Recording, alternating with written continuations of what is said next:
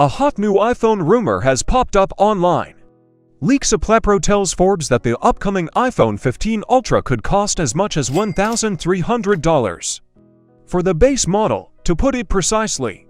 That's a lot of money to pay for a phone, but I'm not surprised at all. Apple likes to charge a premium for its iPhones that are a year or two behind on innovation. Fast charging, folded lens cameras, massive sensors with way too many megapixels, and some folding magic. These are all trains that Apple has conveniently missed but still made record-breaking money in each quarter. People still buy those overpriced phones. Hundreds of millions of them, actually. Apple sold nearly 240 million iPhones last year, and the pricier Pro models that start at $999 formed a huge chunk of it. Will the iPhone 15 Ultra prove to be a hard sell for Apple at $1,300? Unlikely. Leaks suggest that the iPhone 15 Ultra will rock a titanium frame, which is significantly pricier than stainless steel. It also happens to be sturdier and more resistant to corrosion. Titanium also sounds very cool for a material that goes into something as boringly ubiquitous as a smartphone. The most promising rumor predicts a periscope-style telephoto camera, the kind you see on the Samsung Galaxy S22 Ultra. Instead of putting the sensor directly behind the lens, a periscope system puts a prism underneath the lens, which then bends the light at 90 degrees and feeds it to the camera sensor. The idea is to create a longer tunnel between the light source and the sensor so that the lens elements between them have more space to move and offer a higher zoom range. Apple's iPhone 14 Pro has a lossless zoom range of 3.3x, while the Galaxy S22 Ultra serves a 10x optical zoom output. You also get a 30x hybrid and 100x digital zoom range. This wider zoom range creates a world of difference. The iPhone 15 Ultra might also offer dual front cameras, most likely to up the bokeh effect game for selfies. We are also hearing online chatter about a redesign, with a few ambitious leaks claiming that the iPhone 15 Ultra could go portless. The rest of the cheaper iPhone 15 models will be using the USB-C port instead of a Lightning outlet. Apple can pull off a portless iPhone 15 Ultra. All it needs to do is supercharge the MagSafe speeds, which is embarrassingly slow compared to the 50W wireless charging output you get on the OnePlus 10 Pro. I'm only concerned about how Apple will handle diagnostics and data recovery on a portless iPhone. Analyst Ming-Chi Kuo hints we can expect solid buttons on the iPhone 15 Ultra, which sounds both cool and inconvenient.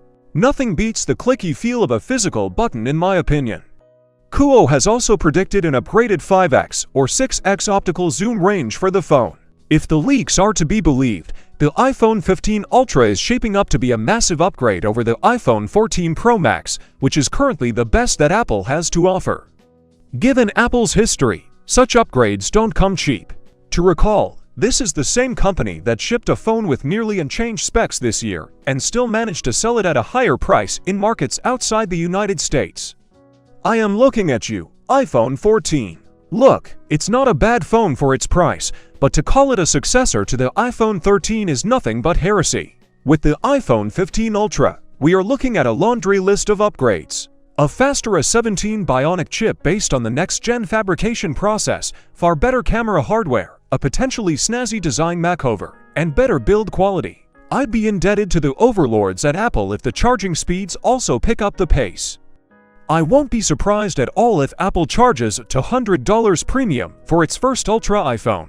After all, this is the same company that demands $100 for bumping up the iPhone 14 Pro Max's storage capacity from 256 GB to 512 GB. In case you're wondering, the latter costs $1,399. I know at least half a dozen people that nuke their wallets for this storage configuration and still sleep peacefully each night. The iPhone 15 Ultra sounds like an expensive phone. Even after you consider the upgrades it is rumored to offer, it is already far more expensive and still not the best in terms of innovation compared to Android flagships from Asia. But that likely won't bother Apple or iPhone buyers. Apple already sells iPhones that cost as much as $1,599 in its home market. I am talking about the iPhone 14 Pro Max's 1TB storage configuration, which real human beings actually buy and love. But let's take a jaunt outside the United States shores. In India, I paid around $1,700 for the iPhone 14 Pro's 256GB storage model. If I was insane enough to fall for the iPhone 14 Pro Max's 1TB model, the Apple Store would shave $2,300 from my bank account. I'm not even including the taxes here. Again, I know people that paid this eye-watering amount for the iPhone 14 Pro Max. To put it into perspective, a lot of my tech industry friends have bluntly told me that this phone is good, but absolutely not a worthy upgrade over the iPhone 13 Pro Max. I agree with them to a large extent. With the iPhone 15 Ultra, Apple already has its work cut out, thanks to all those meaningful upgrades. Will people think twice before splurging that amount? Yes. However, Apple will still sell a few dozen million units without breaking a sweat, like every other year.